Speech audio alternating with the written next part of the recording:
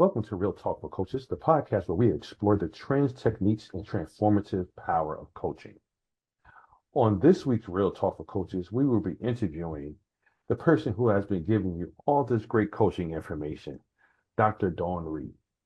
I have some personal experience with Dr. Dawn Reid as far as I took her class. While I don't use it in a professional sense, I do definitely use it in my day-to-day things. From going over things at work. I coach myself through things at work to keep what little bit of hair I left. Let's say to keep my beard hair from falling out. I have coached it use it from coaching with my daughter, like working through things with her. So I do use it in a personal experience. So I just want to introduce to you guys, Coach Reid, Coach Dawn.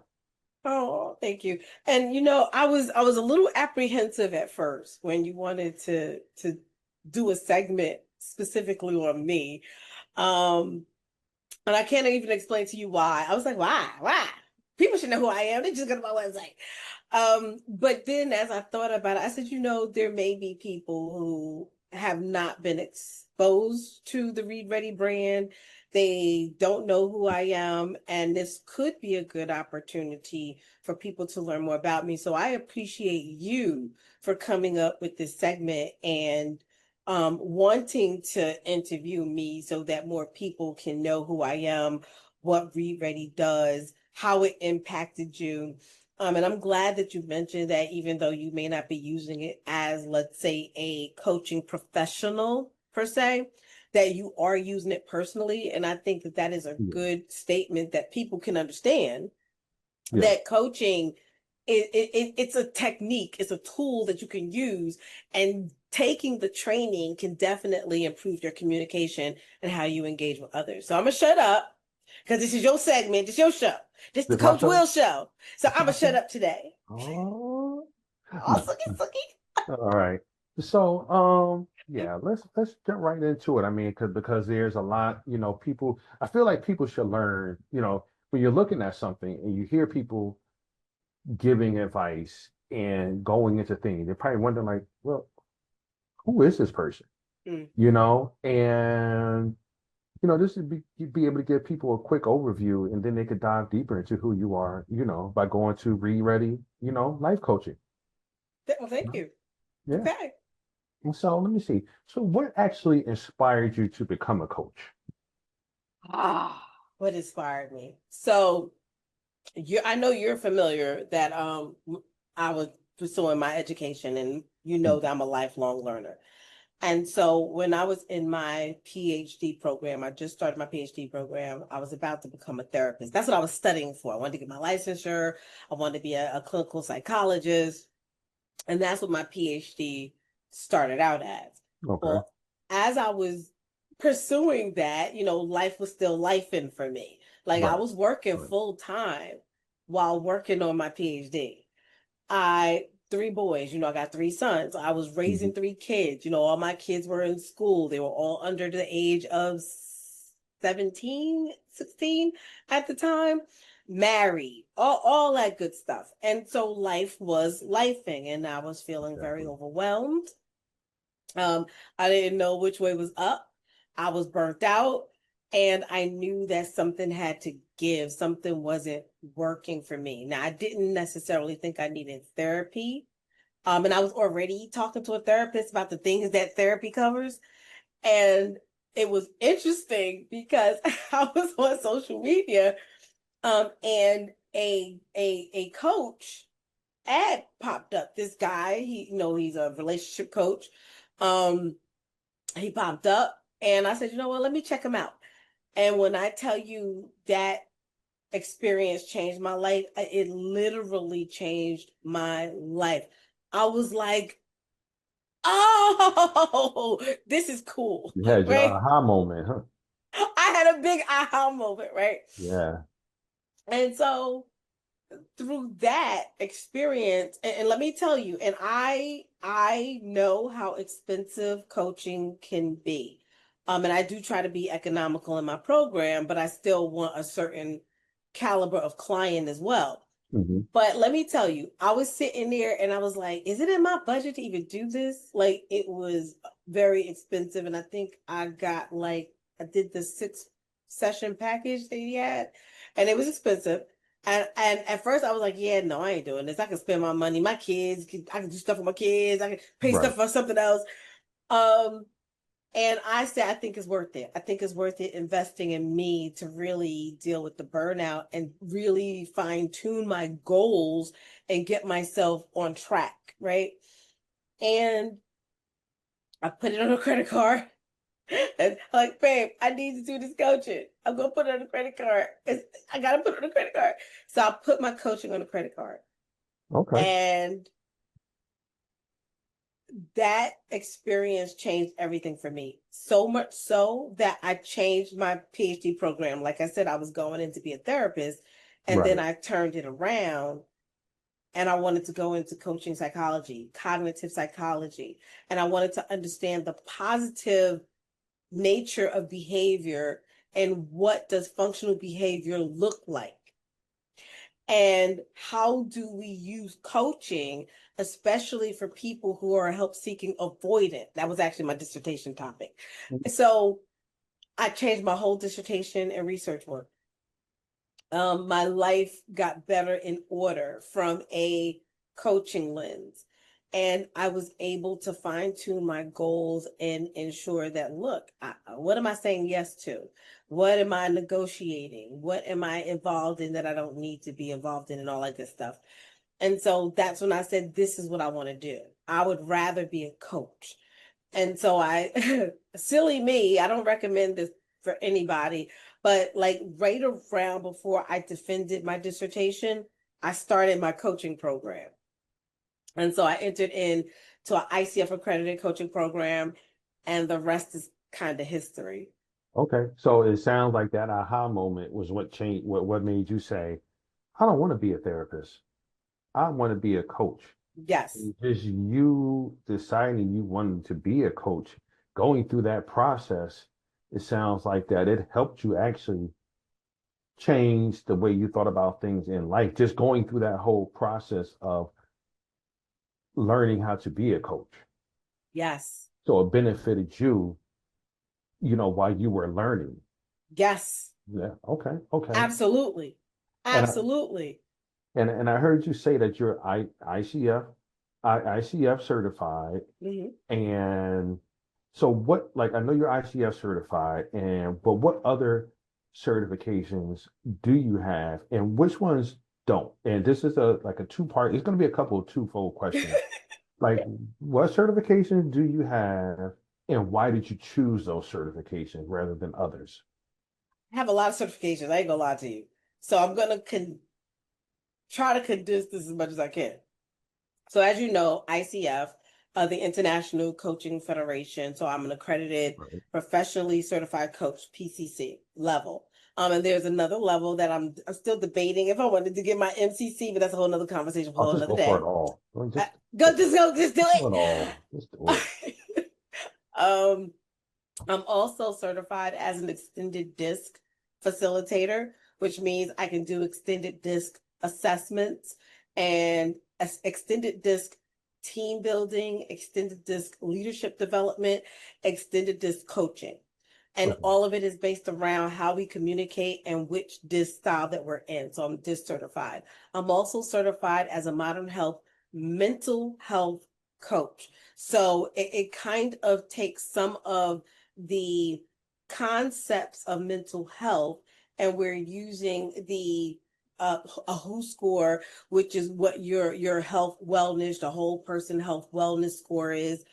We look at assessing what is your level of functioning, and how is your level of functioning impacting your mental health. So I look at coaching based upon mental health criteria, which I am very glad I did that certification.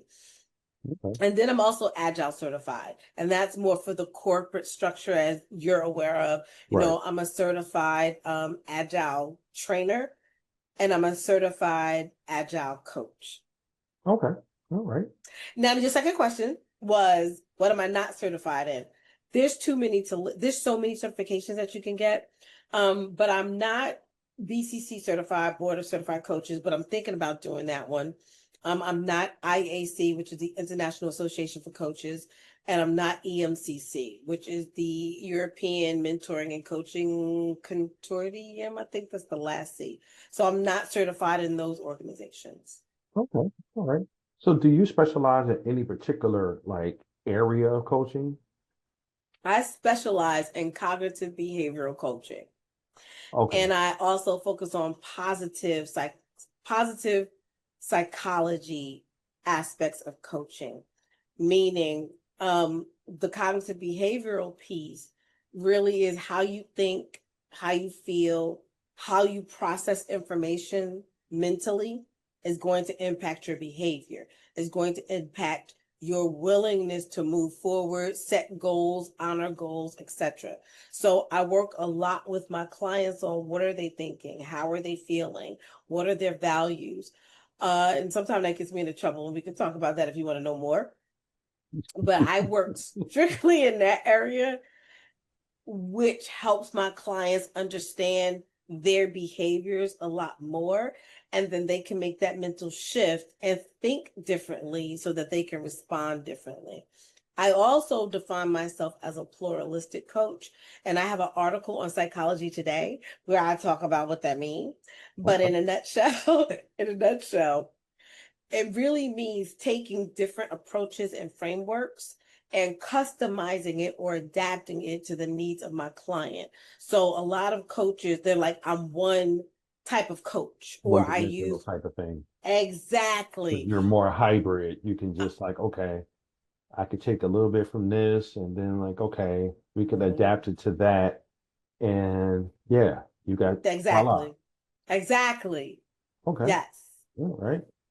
And yeah, you answered my next question. What was your coaching? What was your coach? See, you're good. Look at you. You are good at this. You are good at this. All right. So, so let's talk about um your client's success because there's different like people measure success differently. Yes. How do you measure success for your clients? See, I think that's a tricky What you question. find? And Good. that's a tricky question for me. Truthfully, I try not to define success for my clients. I I I lead with how my clients define success for themselves because success can look so differently for each individual. Hmm. So my first part of defining success is what does my client feel success will be for them. And matter of fact, that is one of the questions that I asked in the session, like when we were setting the agreement, you know, how will you measure success from this session? What will it look like?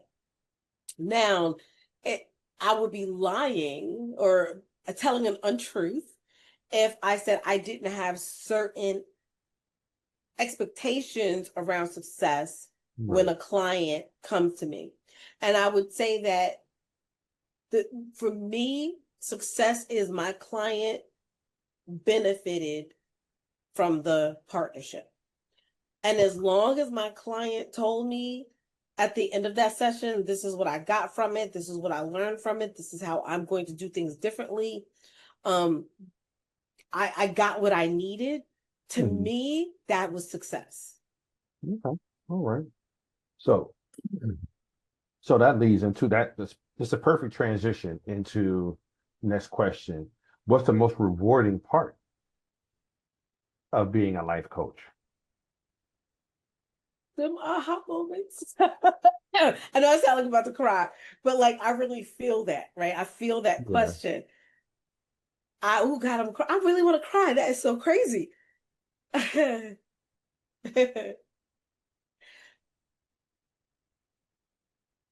The most rewarding part to this is when my clients come to me and they feel changed.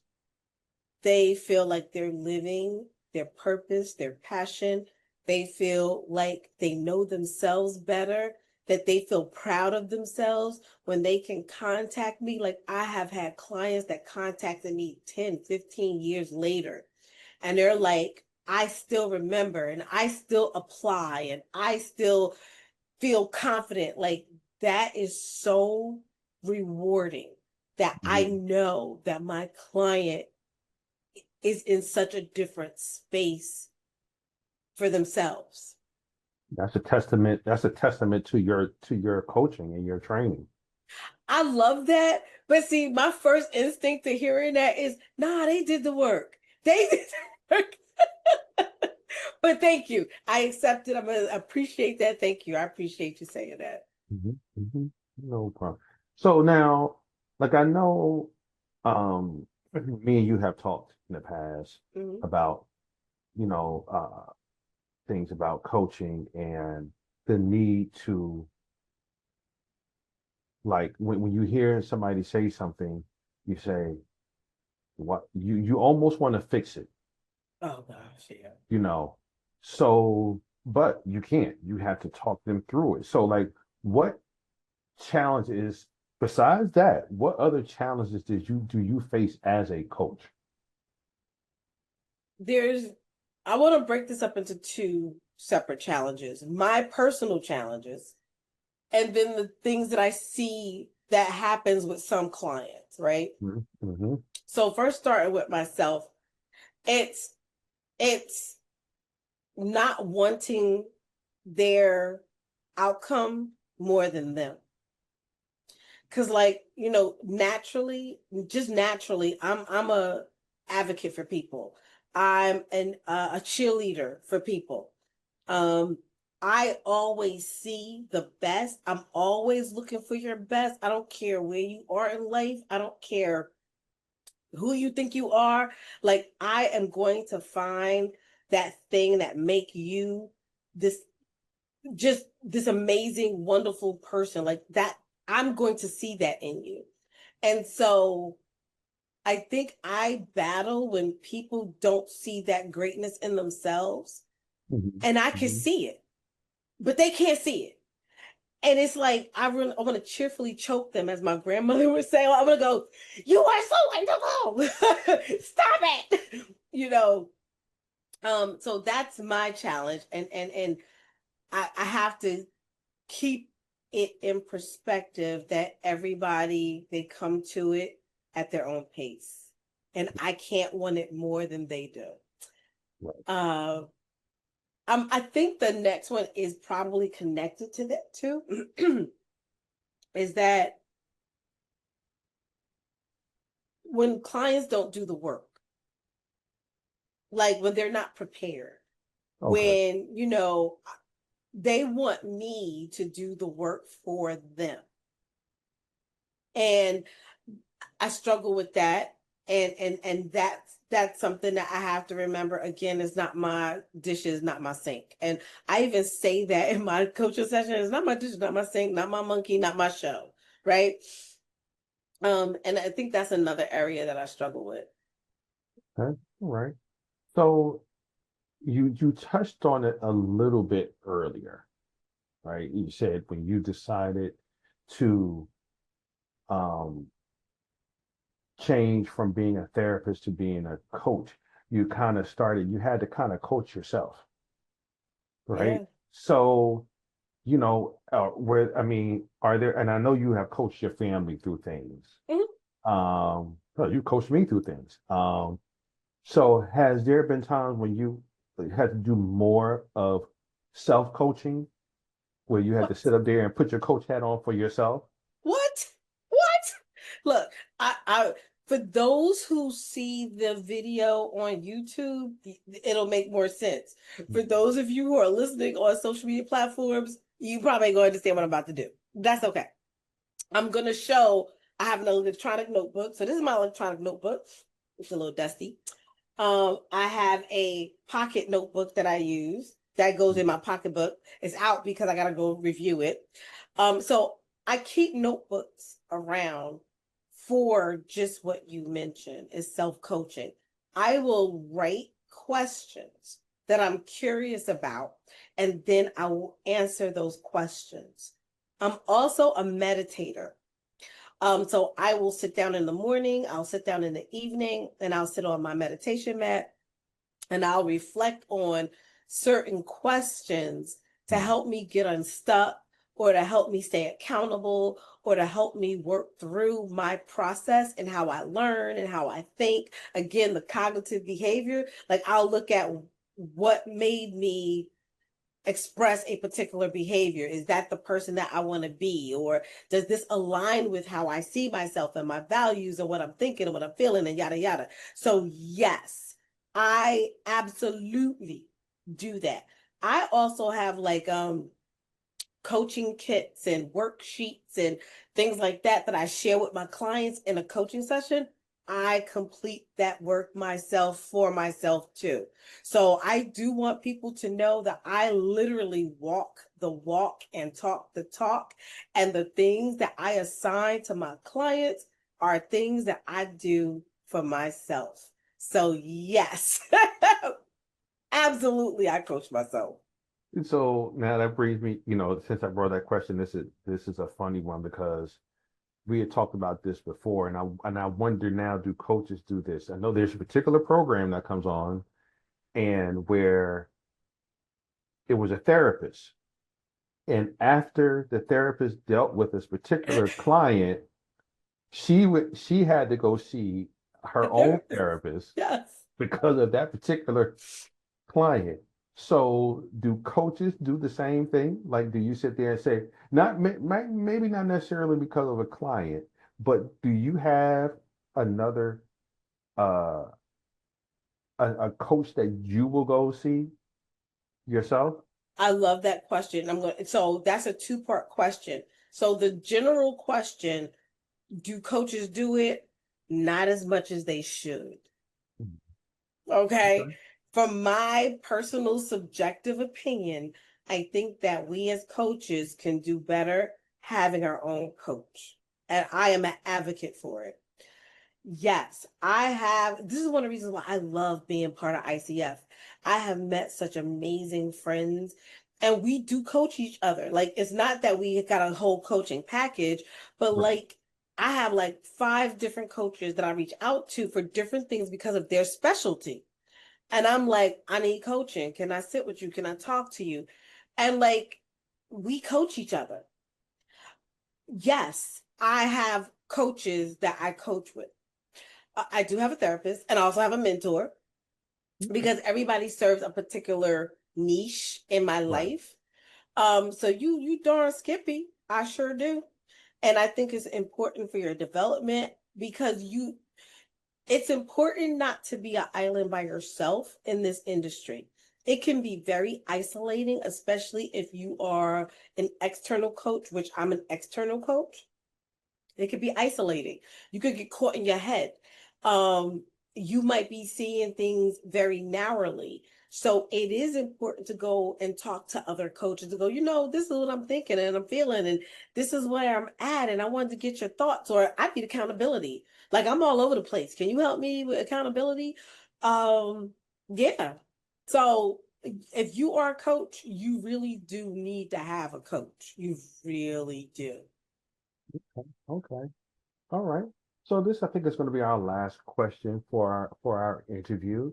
So, how do you continue in growing and learning in your own life? Because I would think, learning is a never-ending thing, and Never you ending. can you can go to school forever. If you got the money and you want to pay for it and you got the time, you can go to school forever.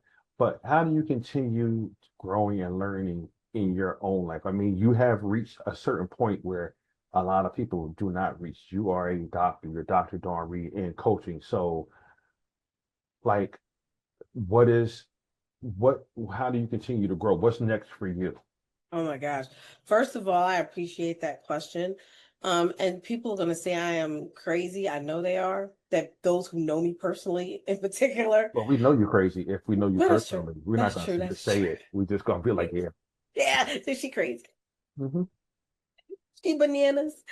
Um, I am looking to pursue another PhD. And this time I'm looking to pursue it in global mental health. So that's my next step as far as academia and research is concerned. Okay. Um, as I said earlier, I am thinking about getting my MCC. I've talked to a fellow coach, and we talked about what mentoring would look like and what the partnership can look like. It's on me now because I know he's going to coach me. So now it's just a matter of me doing it and signing up with him. Yeah, so that's the next step probably for me. But in general, like this little itty bitty desk right here, my credenza, you see books. Then I have a closet over here filled from top to bottom with books. And I Mm-hmm. got books on the floor. It's like I'm an avid reader. I read all the time. So I'm always reading articles. I'm always reading research. I'm always reading a book of some sort. So that is one of the ways that I also develop myself. I also develop myself through my ICF chapter. So I'm part of the Philadelphia chapter. There's a chapter in every state and every country. I'm going to be going to visit the one that's in Thailand, by the way. More Very about nice. that in a future a future episode. Very But I nice. say all that to say is participating in learning opportunities is key. And it's a requirement to maintain your ICF credentials anyway. So every 3 years you certify, and you have to have 40 CCEs in order to recertify. You have to have mentoring in order to recertify. So I have to do it. It's baked into my credentials, which I'm glad it is because it forces me to continue my education. So I hope I answered your question. Yeah, you did. You did. And it made me think of one last question. And this is a two-part question too. Anybody who was on the fence about either getting a life coach or becoming a life coach, what would you say to them? Like you, no, sorry. I because I keep yelling at you to become a life coach. See, you walked into that question, buddy. I got to get one of those Will Smith things. It's Thank you poof. for reminding. um, First of all, I have I think it's $16.99. I actually have a self-paced, 100% virtual, completed when you complete it. It's up to you. But it comes with a workbook. It comes with the video of a recording that we did. And you can really discover that process. It weeds out a lot of information that people get stuck on. And it really does help you make that decision. It's called From Aspiring to Acclaim, the Journey of Becoming a Coach. So you can go to my website, reidready.com, go and click on programs and click on knowledge nuggets, and you'll find it. It's right there. It's really easy to get to. But the short and skinny of it is that if you're on the fence, you have to ask yourself, what makes this important? What will change for you if you became a life coach? What are you afraid of? In pursuing becoming a life coach, and really sit down and reflect on this journey, because some people go into it because they think it's an easy financial win, because this is a multi-billion-dollar industry and is growing and it has emerging markets, and there's a lot that can be done in this industry because And you look we're on just social media, you see it all ex over the place. yes, but a lot of people think they're going to come in and it's like a money grab, and that's not why I came into it. Like, if other people want to come into it that way, bless their hearts. But like, you have to really understand why you're trying to enter into this industry. Mm-hmm. And once you can really be honest with yourself and align your purpose and your passion with the profit that you are imagining, right? Because it is a business. I think you will come off the fence and you'll decide yay or nay. Um, and there's, to your second part, there is a difference between being a coach, just taking a class, getting the certification to prove that you got training, and then become a credentialed coach by one of the governing bodies, ICF, BCC, IAC, EMCC, etc. And again, you have to ask yourself, how will being part of those organizations and getting those credentials help your profession, help you as a coach? A lot of it depends on what you want to do.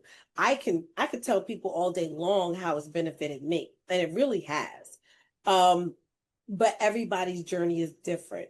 Again, I do say, if you want to know more, take my Aspiring to Acclaim self-paced course. It really does help you map that out and help you understand why become a credentialed, why should you do this, what's your why. And I think it'll help you really make a good decision for yourself on either way. Okay. All right. So, before we end, any closing remarks? I want to thank you for coming up with this. I'm excited. I hope that this information help people understand me better, understand why I'm doing this, why I love this, why I believe in this journey, and even why I got the podcast, because I want to share so much information with people, and I want people to have good information, not just fly by night information, template information. I'm about the customization. I'm about the individual, the whole person. And I'm really hoping that this interview and the podcast itself and what I do, I really hope that it inspires and help people make the best decision for themselves. Yeah, I'm sure it will. I'm sure it will. All right. So thank you for your time. And if you would like to check out her podcast, you could check out her podcast anywhere podcasts are shown. You can also go to her website, reidreadycoaching.com, where you have heard her talk about her many classes and things of that nature. And thank you. Thank you, Coach Dawn. Thank you, Coach Will. And we'll see you guys later.